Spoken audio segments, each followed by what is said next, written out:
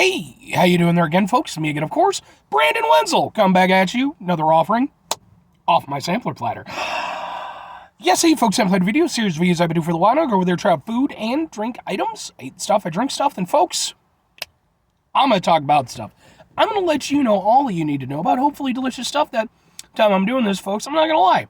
Throat's getting a little bit better. It's still a little bit squeaky, but like we're getting there, okay? If you watched any of my recent videos, I've been dealing with some congestion and some nasty stuff in my throat. And unfortunately, I seem to get hit with it like every, 2 to 3 years, and I just got to deal with it for a while. So, but I am going to keep doing reviews. While I keep doing reviews, I'm inside my truck. Whilst I'm inside my truck and still continuing with the reviews, I'm also wearing a super cool shirt. Folks, when I wear super cool shirts, I like to highlight the super cool shirt. What super cool shirt am I wearing today? Well, folks, this one's extra special because I just got it yesterday. Boom! It's my brand spanking new Cold shirt. Specifically with the year of the spider on it. This was for their 20th anniversary. If you're not familiar, the band Cold, they've been around since, I always say the mid-90s. But it's like, I think they might have even actually technically been around since like the early-ish 90s. But I think at the very least the mid-90s. Then they kind of gained a lot of traction sort of at the end of the 90s into the early 2000s. They caught the attention of certain people in the music industry, Rivers Cuomo of Weezer, Fred Durst of Limp Bizkit was a big supporter of theirs. You sign them onto their label and stuff. And, they gained quite a bit of traction. This was like their big album. And literally just yesterday, I was at their show in Chicago to go over there and see them. It was a phenomenal show. I got a bunch of videos, which are all now posted onto this channel, just in case you're interested. But this is my one shirt from the show. I wanted to get one of the other shirts, because they had 2 shirts and a hoodie available. I don't really do hoodies. I'm just not, I don't get cold, so I don't really have a lot of reason for them. If it's cold, I'll wear a jacket. I don't need a hoodie. But, they had like 2 shirts available, and I was like, this was the one I really wanted. And then the other one, I was like, well, if you have that one, they're like, no, we don't have any in your size. I was like, frazzin'. It's a good shirt. Anyway, what am I trying for y'all today, folks? It doesn't have anything to do with cold or anything like that. I'm a little bit sick, but, folks, it doesn't have to do with cold. It does have to do with a burger. That doesn't make any goddamn sense, but, oh God, open up and please don't spill everywhere. Folks, we're doing, boom, it's a big-ass burger. And I'll get a better picture of it when I actually try it. Yes, indeed, folks. This is the Combo Breaker Burger from Kuma's Corner, Schaumburg, specifically the Schaumburg location. What the fuck is the Combo Breaker? What's going on with that whole thing? Well, this is a specialty burger that they're only having for Memorial Day weekend. Specifically because the Combo Breaker Tournament, which I literally just found out about this when I was doing research for this burger, it's a 3-day fighting game tournament that is being held at the Renaissance Schaumburg Convention Center, which I don't even know where the fuck that is. But they're doing that. Kuma's decided to do a cool burger for it, and that gives me an opportunity to go over there and eat some burgers. And then it's associated with video games too. That just makes me happy. I will not be attending the Combo Breaker Convention because I do not play any, I love video games. I do not play any fighting games well enough where I need to be in any type of competitive setting. About the closest would maybe be Tekken. And I'm so out of fucking practice. And even then, it's not like, oh, Brandon Wenzel, ace Tekken player. It's like Brandon Wenzel, B- Tekken player. So, but to go into the Combo Breaker, it is a 10-ounce Kuma patty with buffalo dip, fried mac and cheese medallion, house-made chili, tortilla strips, and buffalo sauce drizzle. So, let's try a thing. If you're not familiar with Kuma's, I've tried a couple things from Kuma's on the show. Specifically, I know I did the Ghost Burger a little while back. But they're like an artisanal burger spot. They have a few locations, mostly in Illinois, but I do think they have at least 1 or 2 out of state. And they're known for giant-ass burgers and heavy metal music, and the Schaumburg location is the one that I typically go to because, well, they're closer. Oh, dear God. Okay. For the thumbnail. Oh, God, it's terrifying. So let's try a burger, folks. There's no way. There's no way. Oh, God. I chose the wrong shirt to wear the day. All right. Okay. We're going to have to squish it down a little bit. I can make this happen, folks. Believe me. I've eaten bigger burgers. Not on the show, but...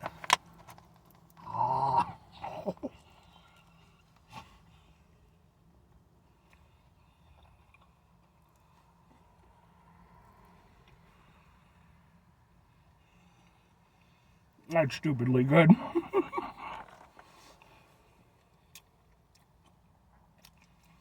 It's meaty and cheesy and tangy and crispy and crunchy.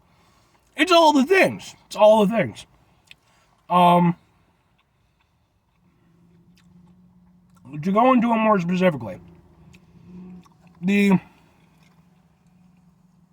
main thing that it needs to do, because I don't care what you put on your burger, you can be all fancy and have nice things on it. That's great. I'm down with you on it. But the burger has to work. And the burger itself has to taste good. Now, in that regard, I don't have any problem with Kuma's. I've had a couple of their burgers where I was maybe a little bit disappointed in the overall construction. Maybe a couple things didn't mesh properly for me. But when it comes to their burgers, when it comes to their beef, I've never had a complaint. I really like Kuma's burgers. I think the way that they prepare their beef, not only is it just really good, it does have like a very specific kind of signature to it for me.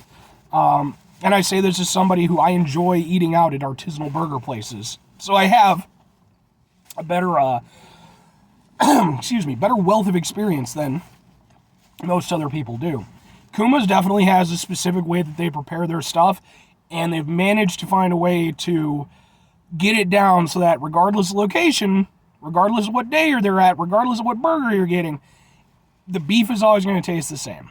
And, I mean, if you like it, which I do, that's great. If you don't, well, then, there you go. But I really like the taste of their beef. It stands out. I like it. Now, when it comes to the rest of the burger, in terms of the way it's constructed, because, again, it has to mesh. Let's take a look at it real quick. I got the thing again. We got buffalo dip, fried mac and cheese, house-made chili, tortilla strips, and buffalo sauce drizzle. Two of those things are really similar because you have the buffalo dip and the buffalo sauce. So, you've already got that. That's where you got your tanginess, your zinginess coming from. But if you go over there and you take a look at the overall presentation of what it is, it's basically just kind of a Super Bowl party on a burger. That's basically what it is. You throw in some fucking chicken wings and that's it. And trust me, I'm sure they could manage to make that work. I technically could have gotten a chicken patty instead of a beef patty. But you've got, like I said, you got two types of buffalo stuff, so you're getting your zinginess from that. I love the fact that they included the fried mac and cheese medallion, because if it had just been a normal piece of cheese, I think against everything else that's going on, it would have gotten lost. But because you've got that giant friggin' thing of mac and cheese, it's like one of the cheesiest things ever, so you bite into it and you immediately get this delicious fried cheesy flavor.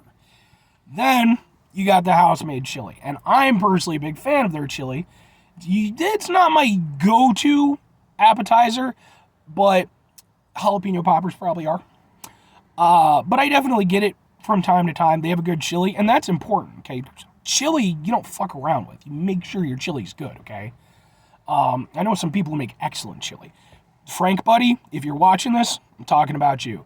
And Nate, if he's not, you tell him, because I know you watch my videos. Frank's a friend of mine, and he makes some badass chili. He's won competitions with it. But no, and I like Kuma's chili.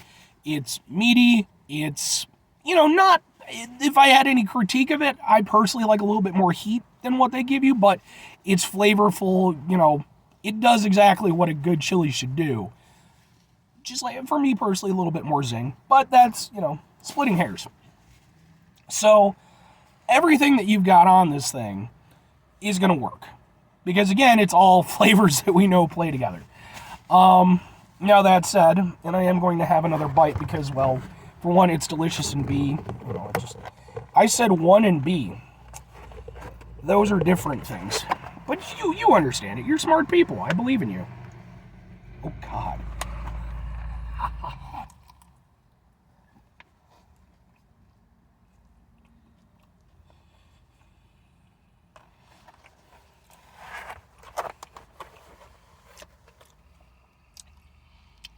The chili is absolutely necessary, too.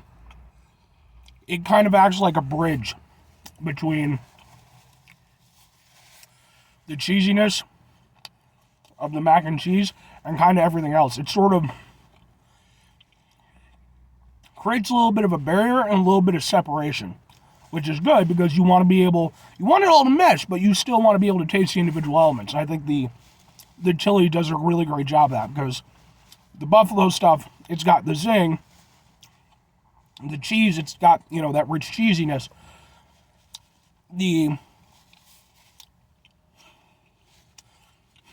I'm getting there, folks. I'm getting there.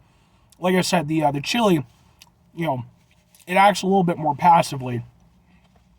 Creates a little bit of a barrier between the extreme flavors. But yeah, man, that's a really good burger. I mean, I figured it would be, but, you never know until you try it. Critiques that I have for it. One, and this isn't a huge critique for me, but it is something I will bring up, obviously. Boy, is that not easy to eat. I am somebody who I can really open up my mouth pretty wide. And I have gotten some very large burgers into this gob. That takes some doing.